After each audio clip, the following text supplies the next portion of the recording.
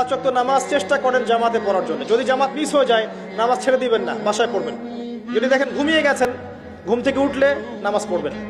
যদি দেখেন ভুলে গেছেন, যখনই মনে হবে তখনই পড়বেন, নামাজ ছাড়বেন না। পারা যাবে ইনশাআল্লাহ। যুব সমাজকে বলবো, যাই করো তোমরা যা কিছুই করো না কারো, পাঁচ ওয়াক্ত নামাজ ছেড়ো না। পাঁচ ওয়াক্ত নামাজ তোমাদেরকে যে কোনো পাপ থেকে ফিরিয়ে নিয়ে আসবে ইনশাআল্লাহ। এই যুবকদের মাঝে অনেক যুবক আছে এখনো বসে এই পৃথিবীতে, যাদের মধ্য থেকে আল্লাহ পাক দিনের বড় বড় খাদেম বের করবেন ইনশাআল্লাহ। কাদেরকে বের করবেন? যাদের অন্তরে আল্লাহ পাক স্বচ্ছতা দেখবেন, পবিত্রতা দেখবেন, এদেরকে বের করবেন।